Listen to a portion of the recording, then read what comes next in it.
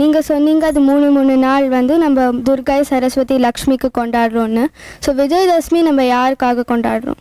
Correct. இப்போ first 3 days Durga, second 3 days Mahalakshmi, third 3 days வந்து சரஸ்வதிக்கு. இந்த கடைசி நாளான தினத்துல வந்து எல்லாருமாக சேர்ந்த ஒரு ரூபம் அன்னைக்கு அவளுக்கு மொத்த சக்தியும் அன்றைய தினத்துல அவளுக்கு கிடைச்சாவோ விஜயதசமின்னு சொல்ற அன்னைக்கு அவ அசுரனை வதம் பண்ணி அவளுக்கு வெற்றி கிடைக்கிறது. மகிஷாசுரன் அப்படின்னு சொல்லக்கூடியவர். அதனால அன்றைய தினம் அவளை வந்து மகிஷாசுர மர்தினியாக நம்ம பிரார்த்தனை பண்றோம். இந்த மகிஷாசுர மர்தினிங்கிறது வேற யாரும் கிடையாது.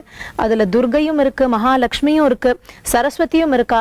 இன்னும் சொல்லப்போனா 9 நாட்கள் 9 விதமான ரூபங்கள் எடுத்துட்டு வரா. அந்த 9 விதமான ரூபங்களும் சேர்ந்து ஒரு பெரும் சக்தியாக அப்படி திரண்டு வந்தவள் தான் மகிஷாசுர மர்தினி. இல்ல இதுக்கெல்லாம் மூல ரூபம்னு ஒண்ணு இருக்கு. இப்போ நம்ம எல்லாம் கிருஷ்ண அவதாரம் ராம அவதாரம்னு சொல்றோம். ஆனா அந்த கிருஷ்ணர் ராமர்லாம் எங்கேருந்து வந்தான்னு இருக்கு இல்லையா? கிருஷ்ணர் ராமர்லாம் எங்கேருந்து வந்தா? ஸ்ரீமன் நாராயணன் இடத்துல இருந்து வந்தா, திருமால் இடத்துல இருந்து வந்த அவதாரங்கள். அது மாதிரி இப்ப நம்ம எத்தனையோ தெய்வங்கள் பாக்குறோம். மீனாட்சின்னு சொல்றோம், காமாட்சின்னு சொல்றோம், விசாலாட்சின்னு சொல்றோம், நீலாயதாட்சின்னு சொல்றோம், மகிஷாசுர மர்தினின்னு சொல்றோம், காளின்னு சொல்றோம், துர்கைன்னு சொல்றோம், பார்வதின்னு சொல்றோம். இத்தனை ரூபங்களுக்கும் மூல ரூபம் யாரு அப்படின்னு பார்த்தா லலிதா பரமேஸ்வரி அப்படிங்கிறது தான் மூல ரூபம். அந்த லலிதா பரமேஸ்வரியில இருந்து இத்தனை பேர் இத்தனை அம்சங்களாக வந்து நம்ம எல்லாரையும் ரட்சிச்சுட்டு இருக்கா.